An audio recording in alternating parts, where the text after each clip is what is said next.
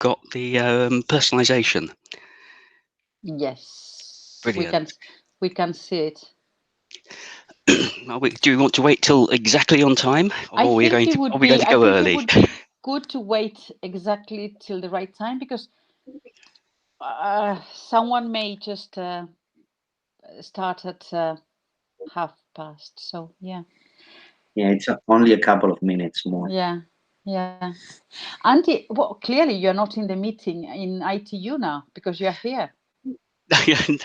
No, I'm. Because there is a meeting ongoing now at this I very know. minute. Yes, I know. I'm joining them tomorrow, Okay. so I will have to leave you around midday UK time tomorrow. Okay.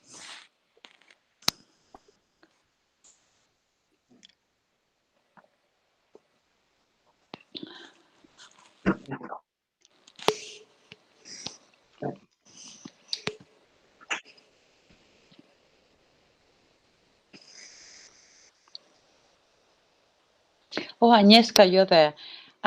Miroslav wants to talk to you or had a question for you. Whenever you, Mhm. I I suppose now is not a good time because we're about to start, right? yeah, So, but I don't know if you want to wait till the end and then.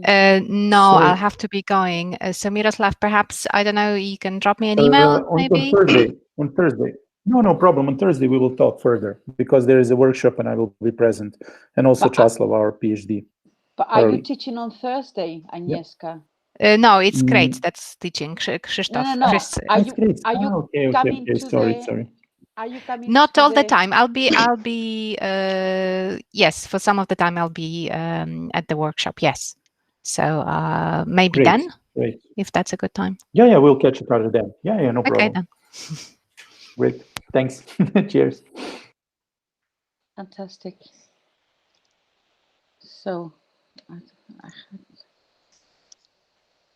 So now I think Andy is spot on. Yeah, I'm ready whenever you are. You start, please. Okay then. Just to introduce myself again, I'm Andy Quested. I, up until the end of last month, worked at the BBC as I started life as an editor and a program maker. Moved into technology about 10 years ago and have been working with a lot of technology and operational matters since then. I shan't tell you how old I am, but I've just retired. I'm wearing a sort of greenish sweatshirt with a grey t-shirt underneath.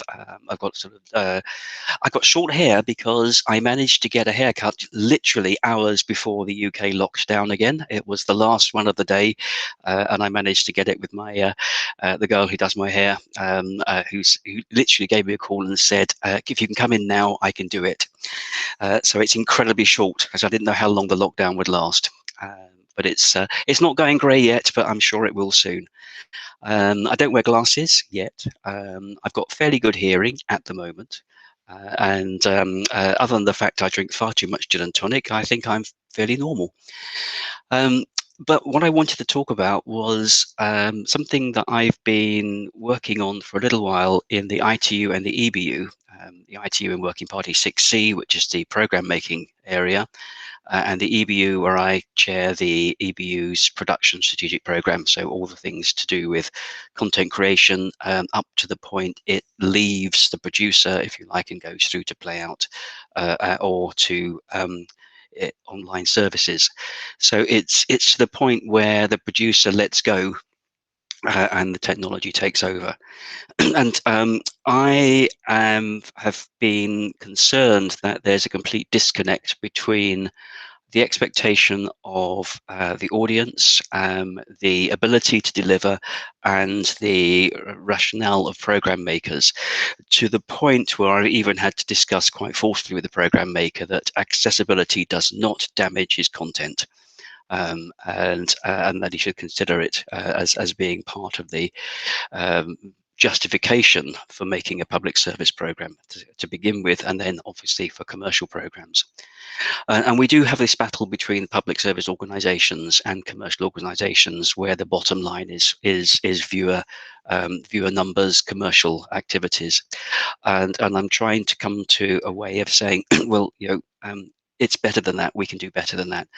And I did start by doing a presentation. I think you were there, Pilar, at the Intersector Rapporteur group, AVA group in the IIT, where I said Working Party 6C is going to stop working on all accessible media. We don't see the need for accessible media. What I was doing was setting the whole thing up for a new way of thinking about it. And that's what this very brief presentation is all about. And I know all of you know this, but it is worth reiterating it, because some of these numbers I think are slightly wrong. We all know that the World Health Organization estimates close to 1 billion people have disabilities of various degrees. I struggle with the term disability often, because one of the largest groups, which is not included in this number, which could take that closer to 3 billion, is age-related. The gradual degradation, if you like, of ability, so gradual that most people don't notice it until they end up going to the optician and suddenly realizing they need glasses for the first time, or are stopped in a car and told they can't drive anymore until they have an eye test. And people start to complain that there is too much loud music on programs, not realizing the fact their hearing is going, and they're not as young as they used to be. And people with disabilities, we all think of, when we think about access services, we continuously think of sound and pictures, but it's far more than that. And I think we've touched a little on that today and yesterday in some of the projects. So how can we actually deal with that, and what actually gives us the right to pursue accessibility? And I have read, and I hope everybody here has at least looked at the convention, the UN Convention for the Rights of Persons with disabilities, and I did dig out the articles that I think certainly were related solely to television and media distribution, but it does apply, I think, to any form of media and gaming. The right to freedom of expression. We are at the moment in a very strange time, where possibly the only right to freedom of expression we have is through technology. And how many people can say that the current batch of online meeting applications are truly accessible in any way, shape or form? They are at least trying, but they have a long way to go. The right to education, again, how much online learning is being done and how much online learning will have to be done as normal from now onwards. The right to health. We've all, especially in the UK, seen the fact that doctors are now not seeing people in person and are expecting people to use Skype and other forms of media to discuss their health, at least as triage level. The right to work. Well, I'm working from home, and we're all working today through technology. The right to participate in political and public life is critical, because that leads us to a much better understanding of the world. And finally, the right to participate, which I think is what everybody thinks about when they think about television, radio, and entertainment media, or entertainment-based media, is the right to participate in cultural life. So those articles are sort of primary rights that everybody has, and we do tend to ignore them when it comes to some of our thinking. So I always ask these questions. Why do we consider access services to be on or off? How many access services can you think of that have anything more than just being on or off? Why do we consider accessibility? Why do some consider accessibility interferes with creative intent? Putting a signer over my program, why? How dare you do that? Audio describing my program, how dare you do that? Putting a caption over my program, well, it interferes with my creative intent on the composition of a program. Why do we consider sound and vision as the only accessible options? We often ask people to interact with programs and content now, and if you can't do it quickly and easily, isn't that discrimination? Why do we consider accessibility to be different on different platforms? How many people struggle with each of these applications to find out where some of the captioning is, and some of the in the operating systems where some of the accessible options sit? And why do we expect consumers to fit a single accessibility model, which is my biggest gripe at all? We're not all the same. When we are all the same, we can have a single model, and I wait for that to happen. And then why do we develop new services and think, oh, better add accessibility to that, hadn't we? So we don't build it from the bottom up. And I say this about content. Content is born accessible, not made accessible. So what are we going to do about it? And how can we actually deal with this? And what's personalization got to do with it? Accessibility changes, and the accessible what people need from accessibility is totally personal. It's my hearing, it's my sight, it's my motor functions, and it's my ability to understand. It's not yours. And if I try and impose mine on yours, you won't like it. Now, it doesn't mean we have to have 7 billion different forms of accessible services, but why not? Why can't we at least move towards something where the consumer chooses how their access services are delivered, and what to them is accessible and what's just normal? And again, that comes back to the age-related issues. The biggest complaint we always have is the background music's too loud, or actors mumble. But ask your children or your grandchildren what they think, and they don't know what you're talking about. So, and that gradually happens. And I had this idea that if we take the 4 strands of accessibility and then break it up into how we can deliver it with current technology, I think hearing is the easiest one to understand, because it's easier to do in some ways, but we ignore it still. And there are more options than with any other of our access services currently. So we have in audio, from one side, we have a full cinema mix, which is incredible dynamic range. If you transmit that, you have something called volume surfing, where people turn the dialogue up and then turn the sound effects down, and then complain the music's too loud. We have the TV mix. We have enhanced dialogue mixes, which we've heard about. We have dialogue only options. As been mentioned, we've got into object-based audio, where you can choose far more than just enhancements.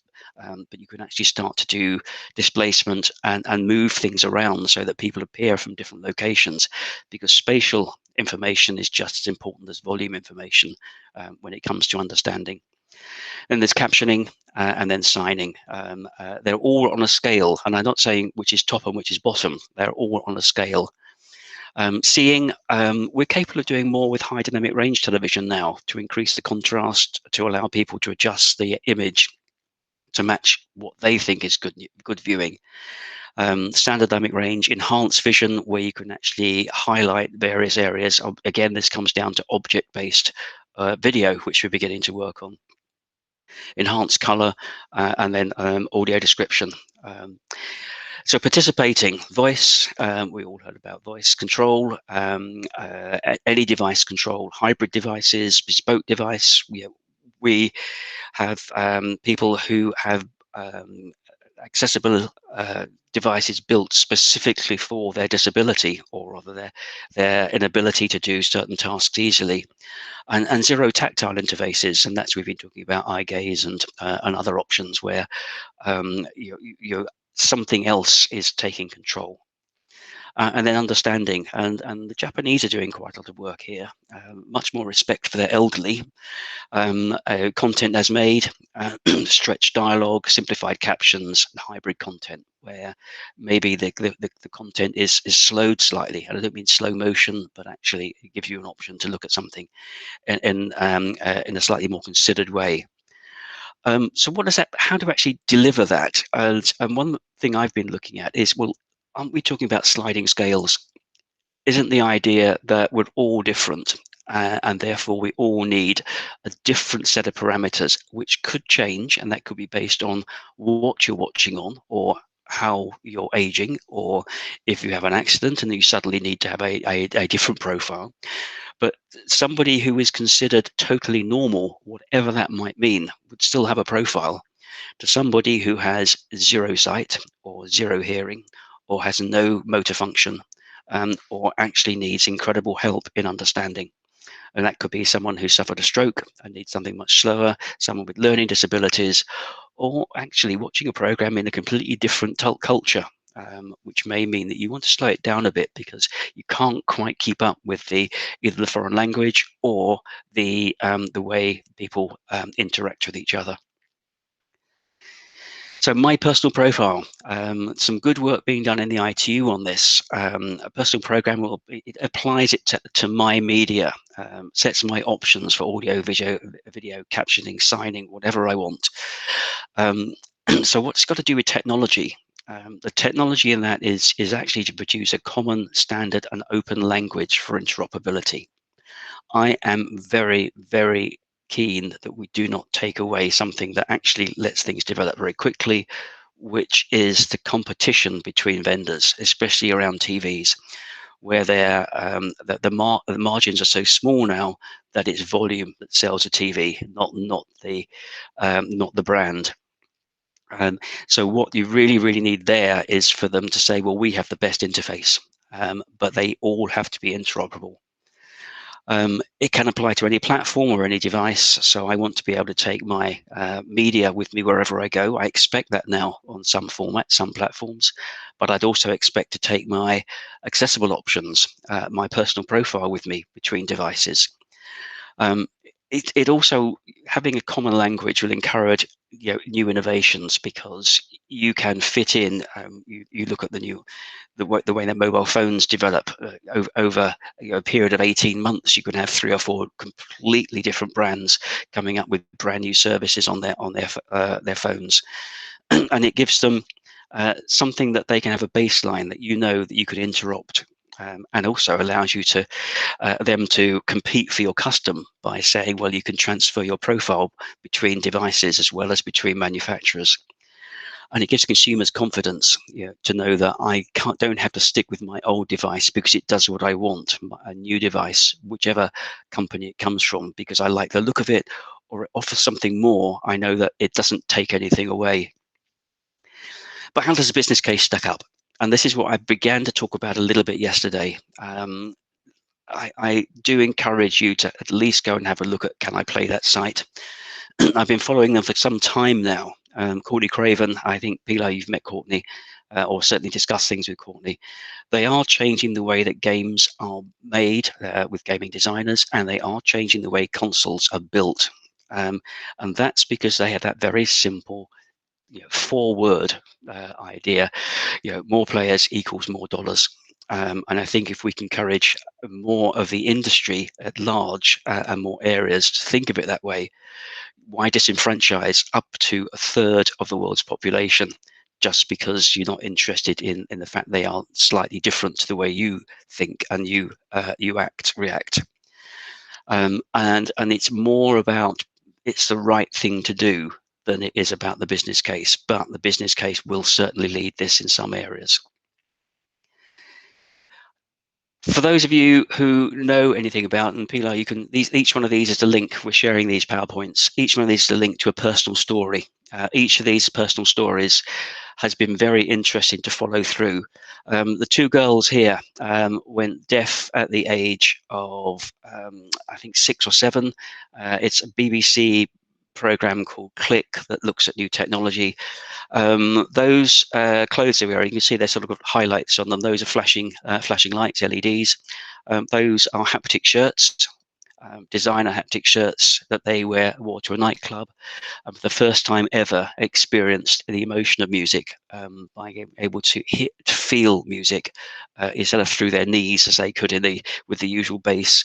But they could feel the vocals, they could feel the high, the low, the rhythm.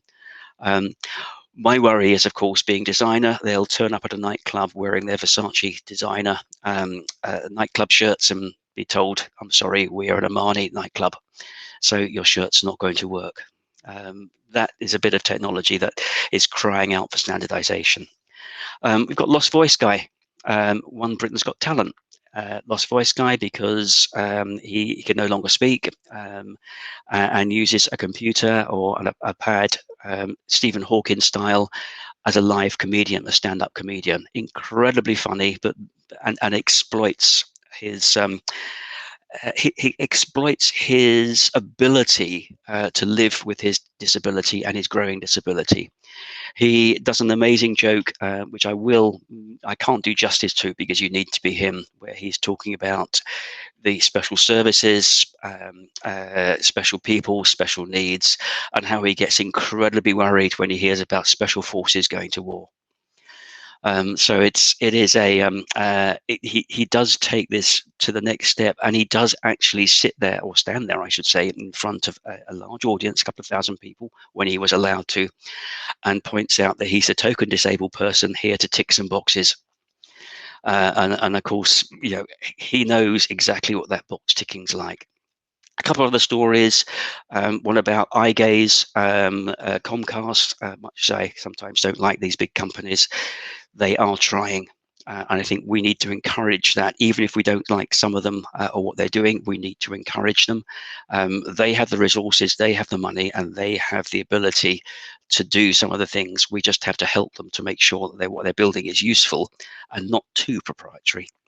And then finally, the guy, the blonde hair, is the one that writes the stories about gaming. He is incredibly visually impaired, registered blind, and loves gaming.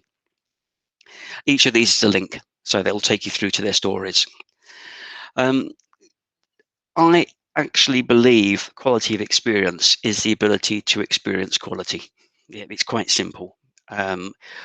I believe that what's the point of somebody saying this is an amazing program if actually you can't understand a word people are saying because the mix is too bad, or you can't see it properly because it's too dark, or you can't understand what's going on because it's going too fast. That's not giving you any quality of experience at all.